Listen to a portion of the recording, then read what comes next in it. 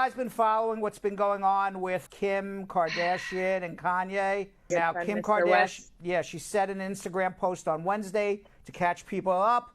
Her husband, Kanye, he's been diagnosed with bipolar disorder. It's incredibly complicated, she says, and painful. She said that she is speaking publicly about this private matter because of the stigma and misconceptions about mental health. She's really also talking about it publicly because he's been, at least to many people, a little off the rails. On Sunday in South Carolina at a campaign event, he is running for president. He said that the famed abolitionist Harry Tubman never actually freed the slaves. Previously, when he was asked why he was running for president, he said because he named his party the Birthday Party, and when he becomes president, it's going to be everybody's birthday every day. At one point in South Carolina, West started crying. He declared that he's now pro-life because he and Kim had considered aborting their daughter North. One insider confirmed to People magazine that a divorce is in process. We don't know this for a fact. We also know that Monday night Kanye tweeted that his wife and his wife's mother tried to have him locked up. Now, bipolar disorder is a mental health condition that causes extreme mood changes. Apparently, Kanye is no longer taking medication for that. He says that it stops him from being creative. He also apparently is now no longer with, at least within the orbit of the Kardashians. He's been hanging out, I think, in Wyoming with Damian Dash.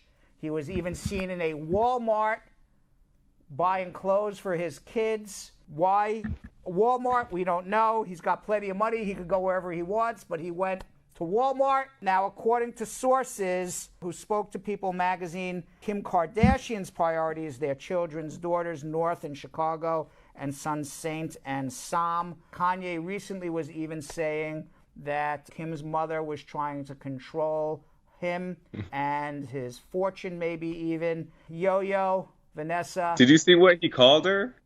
No, what do you call her? Chris Jong-un. Oh, I did see that. I did see that. That is a play on words of Kim Jong-un from the North Korean dictator. You know, I know bipolar disorder really doesn't make you think logically many, many times, because what happens a lot is your logical brain shuts down. So your logical brain shuts down, and you have, and people, and by the way, everybody gets this, okay? Whenever anybody becomes emotional, you always have that thing in the back of your head. You're going, wah, wah, wah, wah, wah. And you're like, well, you know, that doesn't make sense, but that's why people get, you know, emotional sometimes. You have like that other part of your brain going, wah, wah, wah, wah, wah, almost like, you know, Charlie Brown in a little way. We were talking about Charlie Brown with the cloud over my head before, you know, and people who are not as bipolar, they're able to shut that off and still think logically and say, you know what, I'm not going to think there's a conspiracy around every corner. I'm not going to, you know, be so high. I'm not going to be so low. I'm going to think, at least have some logic behind thoughts. That's, you know, kind of how bipolar disease works, where your logic just goes out and you're just, you know, your emotional brain takes over completely. You know, everybody has that tug of war in their brain between logic brain and emotional brain, but now your emotional brain just goes over. You have very, very big highs, very, very big lows. I'm not gonna lie, even after when he had said the whole thing about Harriet Tubman, and then I saw different videos of him yelling at black women that were actually trying to ask about gun reform, and he was just like, he was taken back. But like, this was one of the first times I actually said, I hate this man. Like, I really did hate him until we saw him go off and then go into that whole Twitter, you know, frenzy. And I was like, wow, this is a disorder that this man has. Correct. And I actually started to feel sorry for him. Bad for him. Now I actually feel sorry for him. I take back all of that, you know, all the hate that I did say, is because he's not in his right mind. And I think that Kim Kardashian handled that beautifully. Yeah. What she posted was amazing. We all know that the Kardashian clan, like, you know, we're all in their life. We understand that they're public figures, but that she really didn't have to say any of this, because he's literally been bashing her name, saying, I want to get a divorce. Kim and Chris brought a doctor here. They're trying to lock me up and all that, and the way she came back was I felt like it was a beautiful way to come back and actually talk about this disorder, because, this is what we need to do, especially in our Black community. We need to start talking about mental illness, because we do not talk about it enough. So I'm praying for this guy. I'm really praying for him. I'm happy that his real friends came in and checked up on him, because I believe he was suicidal. He was tweeting was ridiculous. It's crazy. Are his friends really his friends? Do you think that? Is Dash really his friend, or he has ulterior motives? Dame Dash and Dave Chappelle. Right. Dave Chappelle flew out there in a private jet. I believe, and we all know Dave Chappelle is all about, being real. Right. He gave up millions of dollars just because he wanted to be real. So I believe that there's no ulterior motives with that. They're there to help him. Yeah. Good. He needs it. Good. Vanessa, your take on all this? Yeah, no, I agree with everything that Yo-Yo said. I mean, being in the spotlight all the time, it's also so many things at once. It's like, it's Kanye West. So like, as fans, you grow up listening to him as a musician, and seeing him in this place now, it's just it's like Yo-Yo says, it's like you feel bad for him. Like before it was just like, okay, this might just be a publicity stunt. Here he goes being a Kardashian now. And now to the point where it's so much further than that. Yeah, I just hope he gets better. I feel bad. I feel bad for him. I actually feel bad for Kim. I feel bad for their children. Yeah. I feel bad for the whole entire thing. And, you say, in America, we have such civil rights here, allegedly. People who are mentally ill, they don't have to take their medication if they don't want to.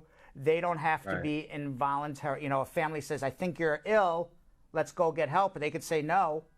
And you have people, running the streets, unless you can prove that they're going to injure themselves or injure somebody else. And, just being crazy is not enough these days. I kind of go back and forth on that, because in one respect, as far as the law is concerned, I say, you know what, people need help. I walk past people who are homeless on the street.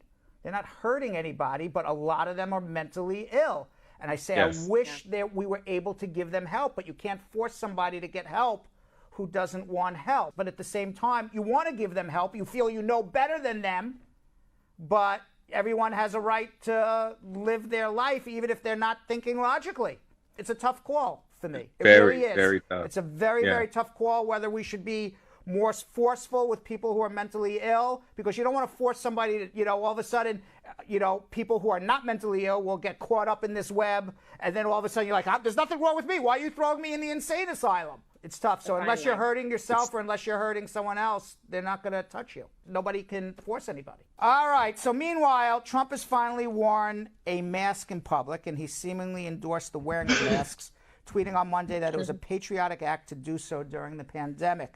Then on Tuesday, he went further, telling reporters at a White House briefing that whether you like the mask or not, they have an impact. But this comes after months of downplaying the crisis that has killed more than 140,000 Americans. He even wore a mask in public only once on July 11th to visit the Walter Reed National Military Medical Center. Until that day, he often disparaged masks. In April, after public health advisors recommended wearing them, he said, I don't think I'm going to do it. Trump even mocked Joe Biden in May for wearing a mask. But even after his Monday tweet urging masks, Trump was spotted that night at the Washington Hotel, his Washington Hotel, the Trump Hotel, mingling with guests without wearing one. But Trump said on Tuesday he is tested for coronavirus probably on average every 2 or 3 days, and that he is encouraging people to wear masks. And if he cannot be within 6 feet of somebody who he knows has not been tested, he will wear a mask too. He's doing this because there is an election, and a survey from the Associated Press found that 3 out of every 4 Americans are in favor of people wearing masks. So his position of, I'm not going to wear a mask and I'm going to have a cultural war, kind of backfired on him. I've noticed, I don't know if you guys noticed, but walking around New York City, since Trump, at least in New York City, I haven't been anywhere else, But I have noticed, I don't know what you guys think, but I've noticed that since Trump has changed his tune a little bit, Mitch McConnell has said wear masks, a lot of Republicans are now saying wear masks, I almost see probably 90% of people wearing masks now in New York City. Really? I mean, they should have always been wearing masks, but, however they get the message. Right. Do you see more people wearing masks now because Trump is in the last week or two? Because people follow their cues from their leaders. You don't see that? I do. I'm not going to lie. I don't think the citizens of Harlem really care about Trump and what he does. I don't think him wearing a mask is going to make them want to wear a mask. If anything, they wear it here in Harlem already, but I mean, they keep it on their chin. They don't wear it right. I don't think the people of Harlem are really looking to follow whatever Trump does. So, there's masks in Jersey. Maybe down south people weren't wearing masks and now they are. I just feel that more people are wearing masks and they follow the cues of their leaders. But maybe I don't know this for a fact. It's just my own personal observation. So, meanwhile, according to statistics from the John Hopkins University, there are now over 15 million coronavirus cases worldwide. In the United States, more than 4 million people have been diagnosed with COVID-19. America has now more than 144,000 deaths. New global cases have risen more than 35%. Canada, guys, Canada has said it is not safe for asylum seekers to enter the United States. Canada says that the court ruled that an asylum agreement the country has with the United States is invalid because America violates the human rights of refugees. So for people who are applying for asylum in Canada, a lot of times you were not allowed to apply for asylum if you first came to the United States, but now you can simply because they're saying the Trump administration is violating people's rights. Today, by the way, is International Self-Care Day, which encourages the promotion of a healthy lifestyle. On this day, it is encouraged to eat healthy, exercise, and take a break.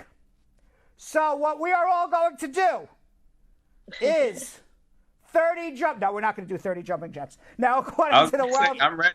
I know. I was actually going to do it, but I'm all mic'd up and everything, and I'll be like ripping wires off of me, jumping up and down. We should have done. I would have been ready for it, except for the mic and wire issue that I'm all like wired and taped up here.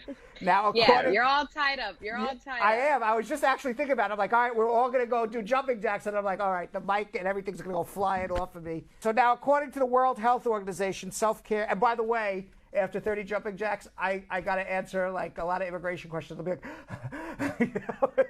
that won't be too good. Yeah. Now, that's how Beyonce does it, okay? That's Beyonce true. Can do it. Do it too, all right? That's true. And she does it in high heels. I got my heel is this big, right? So now, according to the World Health Organization, self-care is the ability to focus on one's own health without the help of a healthcare provider. Now, in celebration, some have taken to social media to post selfies about what they're doing for Self-Care Day. Vanessa, Yo-Yo, what do you do for self-care? Quickly. For self-care, what do you do? I get facial masks. I cook myself a really good dinner, or I'll order out, get a glass of wine, and put on my favorite show and just relax. Don't answer any calls. Don't talk to anybody. I literally just focus on myself. I take myself out. I basically pamper myself. Head to toe. Great hair mask, great face mask, good audio, little eucalyptus. Aromatherapy is phenomenal for self-care. I'm like all about self-care and like beauty and things. So yeah, setting up a vibe, and I have to work on the whole turning the phone off thing. But yes, maybe I'll wind down that way. It's the best thing. Literally, it's the best thing. Do it. Try it. The next time you do your self-care day, just turn it off. For a couple hours. That's it. Vanessa, you're in New Jersey right now, so you got to be careful when you go out to Cape May, New Jersey. Apparently, a gentleman by the name of Dean Blomer had a close encounter with a swarm of bees and their queen. He told NBC 10 in Cape May, New Jersey, that he first noticed several bees swarming around an umbrella on the beach on Tuesday. He then saw an entire swarm land on a woman's towel. Bloomer later found out that the swarm was following the queen bee that had landed on the towel. A crowd gathered to watch, though kept their distance. People are going crazy. They all landed on one towel, and it looked like a huge beehive on one towel. About an hour later, Alan Brown, a beekeeper by hobby, arrived and was able to safely capture the queen and most of the bees. I would have freaked out, like a million bees. I have a bee phobia, so I probably would have like ran into the ocean, not come out. Yo. I never go by that area in Jersey, like, ever. Well, can you imagine? It's like you're in lockdown. You're like, finally, I get a chance to go to the beach after being in lockdown, and I'm getting attacked by bees. That would be my luck. All right, this is what happens in 2020, right? You probably would have the most attractive towel on the beach, and that's exactly where the queen bee would land, on Yo-Yo's There you towel. go. Exactly. Firefighters in New York came to the rescue of 2 people in the water near 55th Street in Manhattan in the river when their inflatable swan float was carried away by fast-moving current. The people were safely rescued. Would you believe people are floating in the river? You ever see those on Instagram? The swan floating? What? Yeah. Yes. Apparently somebody took their boat. They went into the Hudson River on their swan floaty and started floating away. They were in trouble. What? Yes, but the fire department of New York came to their rescue and saved them. They said, "We urge New Yorkers to always take precautions when swimming or entering the water surrounding our city. Do not float in the Hudson River on a swan disgusting. floaty." That is from the fire department of New York. A Jamaican man, he won a lottery jackpot last week, and my hat's off to this Jamaican man. Yes. He won a lottery jackpot last week of $600,000, but he disguised his identity. We only know he's a Jamaican man by showing up to collect his check as Darth Vader. The picture of him with his $600,000. He won $95 million. Well, apparently it says here $600,000, but I guess $95 million he won. He won $95 million dressed up as Jamaican Darth Vader. Darth The Vader. winner, That's awesome. The winner told Supreme Ventures, which operates the lottery in Jamaica, that he bought his ticket for the lotto drawing at a sports bar. Oh, it's 95 million Jamaican is 600,000 US. So he said, "I don't regularly buy from that place. I usually purchase my ticket on the Death Star. But this particular time," no, he didn't buy it on the Death Star. "I usually purchase my ticket in Old Harbor or Spanish Town, but I was on the road, so I just stopped there." He said the Darth Vader said his potential plans for the money include buying a house, doing some investing, and fixing up the Millennial Falcon. That's awesome. Is that funny? What? Who would you come in? Would I come as? Yeah, who would you come as? I would have to wear a mask, right? And I mean, it would have to be something extraordinarily silly, right? Yeah. I guess I would come as David Hasselhoff. Ooh. I would come as David Hasselhoff because I would Turning because Jilly I on. would want Jilly there going crazy. David Hasselhoff just won the lottery. I can't believe it. Oh my God. With a big check. Yo-Yo, would you be as fair as this man in Wisconsin? He won, or Vanessa, would you be as fair as this man? I'm going to ask Vanessa this question. A Western Wisconsin man will share his millions in lottery winnings with a longtime friend because of a promise they made to each other nearly 3 decades ago. Tom Cook and Joseph Feeney shook hands in 1992, never signed anything, they just shook hands, and they promised if either one of them ever won the Powerball, they would split it. Well, Cook won the Powerball, $22 million jackpot, and he called his good friend Feeney, who couldn't believe it, and he said, and Feeney said, he called me, and I said, "Are you jerking me, Baba?" And he said, "No." Now, Cook retired after hitting the jackpot, while Feeney also retired. Neither has any extravagant plans, but the odds of winning the Powerball are 1 in $292 million, and they split it from a handshake from 1992. I can tell you that if Feeney had taken Cook to court, that would not have really would not have gone too far. Right. Would you, Yo-Yo? You have brothers in arms, and Vanessa, you have your ladies in arms, right? What would you do? God. I know you're going to say yes, but what would you really do? What would you really?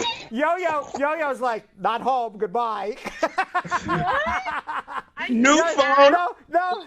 Yo-Yo would be like, no Yo-Yo here, no habla inglés, adios, right? No habla inglés. No habla inglés.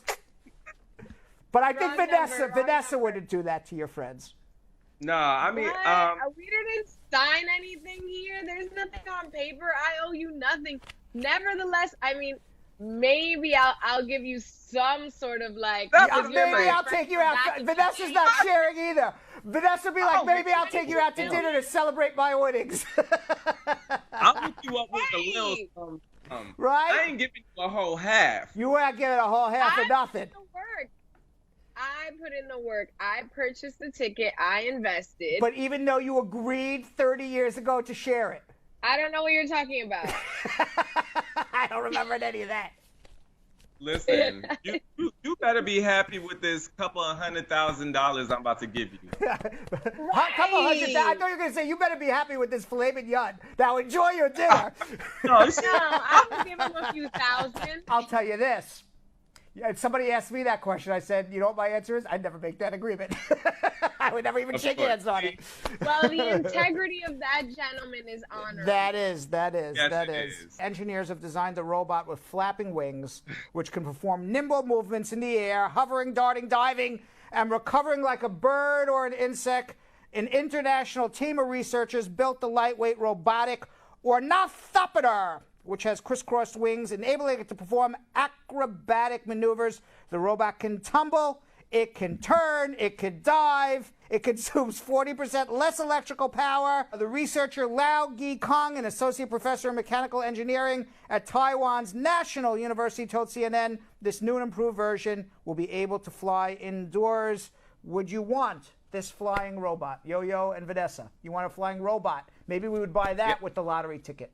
Here, friends, I all bought you a flying robot. You know, you always see these movies where, like, the guy's flying the plane and all of a sudden the pilot, you know, dies and, like, who knows how to fly a plane? And they're like, never flew a plane before. Would you be able to fly one of these things? It's really hard. I flew a drone when I was away and I crashed it into the water and I lost it.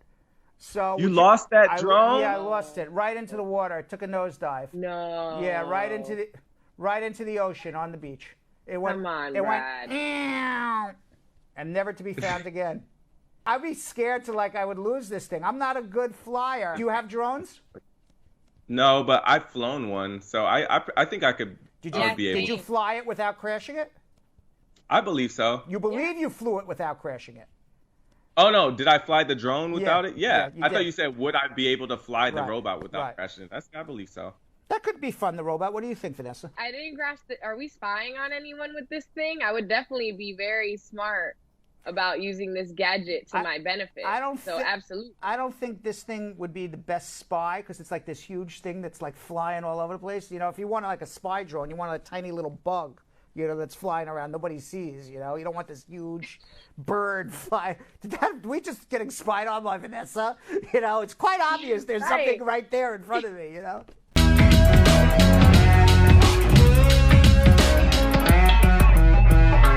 Thanks for watching. For more Brad Show Live, like and subscribe to our YouTube channel.